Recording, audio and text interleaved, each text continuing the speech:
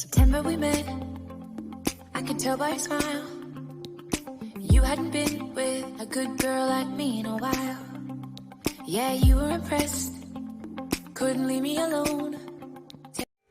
Hi friends, welcome to Sheila's 5 Stars Kitchen. இன்னைக்கு நம்ம கிச்சனில் என்ன பார்க்க போகிறோம்னா கேரட் ரவா தோசை எப்படி செய்யலான்றதை பார்க்க போகிறோம். அதை பார்க்கறதுக்கு முன்னாடி நம்ம சேனலை சப்ஸ்கிரைப் பண்ணி வச்சுக்கோங்க. கூடவே இருக்கிற பெல் ஐக்கானையும் ப்ரெஸ் பண்ணி வச்சுக்கோங்க. Thank you friends. Carrot rava dosa பண்ணுறதுக்கு ஃபஸ்ட்டு மாவெல்லாம் கலந்துப்போம். 1 கப் ரவா எடுத்திருக்கேன். இதை ஒரு பாத்திரத்தில் கொட்டிக்கலாம். 1 கப் ரவாவுக்கு 2 கப்பு அரிசி மாவு போட்டுக்கணும். எந்த கப்பால் 1 கப்பு ரவா எடுக்கிறீங்களோ அதாலேயே 2 கப்பு அரிசி மாவு எடுத்துக்கோங்க. 2 கப்பையும் இதில் போட்டுக்கிறேன்.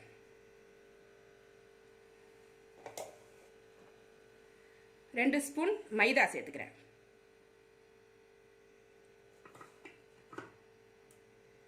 1/2 கப் தயிர் போட்டுக்கிறேன்.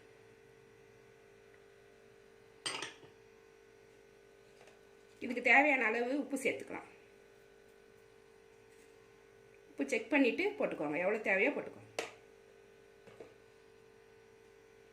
ஒரு சின்ன கேரட்டு துருவி வச்சுருக்கேன், அதை போட்டுக்கலாம். நிறைய கேரட் போட வேண்டாம். அப்புறம் தோசை தடிமனாக வரும், லேசாக வராது, மெல்லிசாக வராது.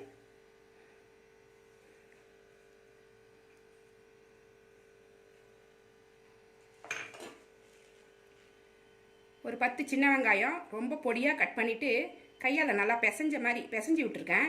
அதனால ரொம்ப பொடியாக இருக்குது. இப்படி கட் பண்ணி இந்த மாதிரி பிசைஞ்சிட்டு இதில் சேர்ந்துக்கோ. எல்லாமே கொஞ்சம் போட்டால் போதும், நிறைய போடும்போது திக்காயிடும் தோசை. 2 பச்சை மிளகா, அதுவும் ரொம்ப குட்டியாக கட் பண்ணி வச்சுருக்கேன். நடுவில் கீறிட்டு அப்புறமா அதை கட் பண்ணியிருக்கேன். மிளகு 1/2 ஸ்பூன், சீரகம் 1/2 ஸ்பூன், கருவேப்பிலை, கொத்தமல்லி, புதினா எல்லாமே பொடியாக கட் பண்ணி வச்சுருக்கேன். எல்லாமே கொஞ்சம் கொஞ்சம் தான்.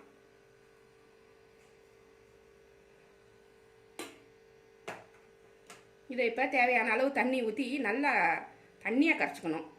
தோசை மாவு பதத்துக்கு கரைக்காமல் அதை விட நல்லா தண்ணியாக கரைச்சி ரெடி பண்ணி ஒரு 1/2 மணி நேரம் இதை ஊற விடணும்.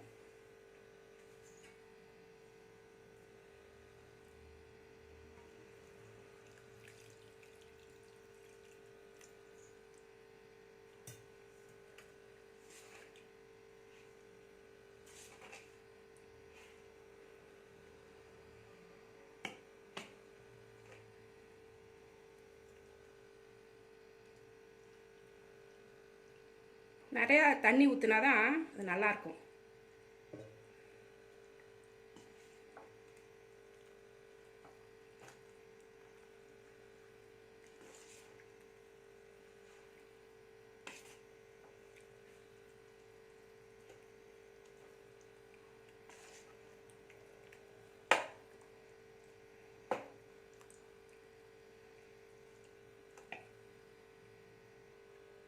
மாவை இந்த அளவுக்கு தண்ணியாக கரைச்சிக்கோங்க. பார்த்தீங்கன்னா தெரியும் எவ்வளோ தண்ணி ஊற்றிருக்கேன்னுட்டு. இந்த அளவுக்கு கரைச்சிக்கோங்க. இதை 1/2 மணி நேரம் ஒரு தட்டு போட்டு மூடிட்டு ஒரு 1/2 hour நம்ம இதை மூடி வச்சிடணும். மூடி வச்சு எடுத்ததுக்கப்புறம் கொஞ்சம் இந்த மாவு திக்காயிடுச்சுன்னா இன்னும் கொஞ்சம் கூட தண்ணி ஊற்றி இந்த மாதிரி ஆக்கிக்கோங்க. அப்போ தான் அந்த ரவா தோசை மொறு மொறுன்னு வரும். பார்த்துக்கோங்க இந்த மாதிரி. இதை ஒரு 1/2 மணி நேரம் இதை ஊற வச்சிடலாம். கேரட் ரவா தோசைக்கு மாவு ஊற வச்சுருந்தோம். அது 1/2 மணி நேரம் ஊறிடுச்சு. இப்போ ஒரு நான்ஸ்டிக் தோசைக்கல் இப்போ சூடு பண்ணியிருக்கேன். இதில் எப்படி ஊற்றணுன்றதை இப்போ பார்த்துடலாம். இது கொஞ்சம் தண்ணியாக தான் ஊற்றணும். சாதா தோசை மாவு மாதிரி போட்டு தேய்க்கக்கூடாது. இப்படி ஊற்றி விட்டுறணும்.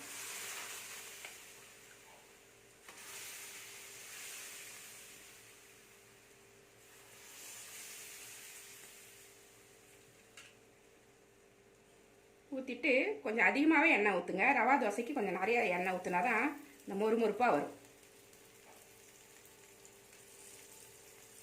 செவக்கும். அப்போ தான்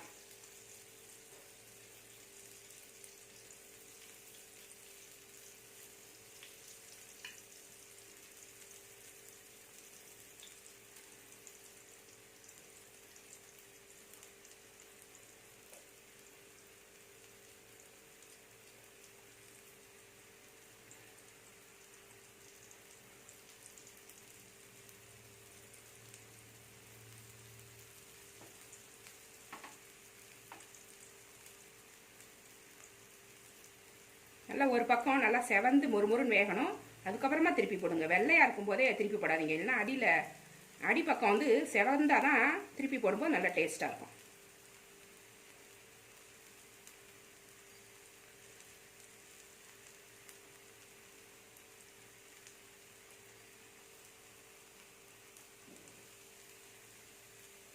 ஒரு சைடு நல்லா வெந்துருச்சு.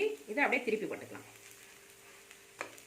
அடிப்பக்கம் செவந்த மாதிரி இருக்கணும். பார்த்தீங்கன்னா தெரியும், வெள்ளையாக இல்லை, நல்லா பொன்னிறமாக இருக்குது பாருங்கள். இந்த மாதிரி எடுக்கும்போது தான் ரவா தோசை கலரும் நல்லாயிருக்கும், நல்லா மொறுமொறுப்பாக இருக்கும்.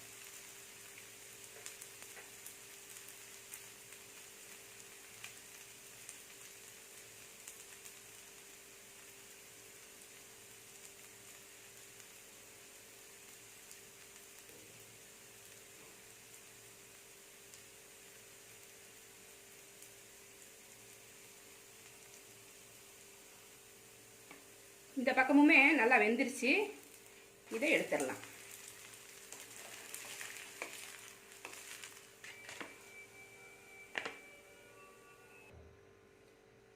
கேரட் ரவா தோசை வந்து இந்த அளவுக்கு இருக்கணும். இந்த மாதிரி பொன்னிறமாக எடுத்துக்கோங்க. பார்த்தாலே தெரியும் உங்களுக்கு, பொன்னிறமாக நல்லா மொறுமொறுன்னு இந்த மாதிரி இருக்கும்போது நம்ம எடுத்து வச்சிடலாம். இன்னும் ஒன்று ஊற்றி காமிக்கிறேன். ஸ்டவ்வை ஹைலே வச்சுக்கலாம். தீஞ்சு போகிற மாதிரி இருந்தால் மட்டும் மீடியமில் வச்சுக்கோங்க. ஒவ்வொரு தரமும் மாவை நல்லா கலக்கிக்கோங்க. அடியில் போயிட்டு இந்த ரவாலாம் தங்கி போயிடும்.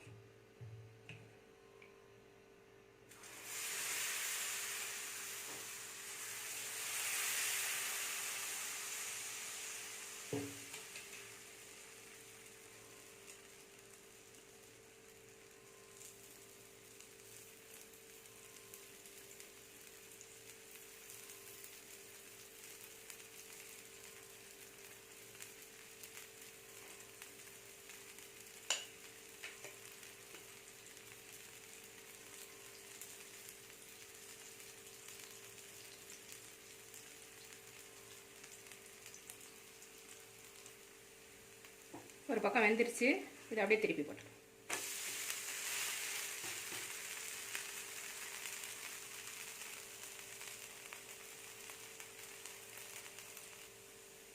இப்போ இதையுமே எடுத்துடலாம். மொறுமொறுன்னு ஆயிடுச்சு. இப்போ கேரட் ரவா தோசை சூப்பராக மொறுமொறுன்னு ரெடி ஆயிடுச்சு. இது மாதிரி நீங்களும் செஞ்சு பாருங்கள். இந்த தோசைக்கு காம்பினேஷன் பார்த்தீங்கன்னா தேங்காய் சட்னி, தக்காளி சட்னி வச்சுருக்கேன். இது எக்கு கிரேவி வச்சுருக்கேன். இதோட சாம்பாரும் வச்சுருந்தீங்கன்னா இன்னும் சூப்பராக இருக்கும். இது மாதிரி உங்கள் வீட்டில் செஞ்சு பாருங்கள். ரொம்ப ஹெல்த்தியான ரெசிபி. இந்த ரெசிபி உங்களுக்கு பிடிச்சிருந்தா நம்ம சேனலை சப்ஸ்கிரைப் பண்ணி வச்சுக்கோங்க. கூடவே இருக்கிற பெல் ஐக்கானையும் ப்ரெஸ் பண்ணி வச்சுக்கோங்க. இவ்வளோ நேரம் என்னோடய வீடியோவை பார்த்தா எல்லாருக்குமே நன்றி. Thank you friends.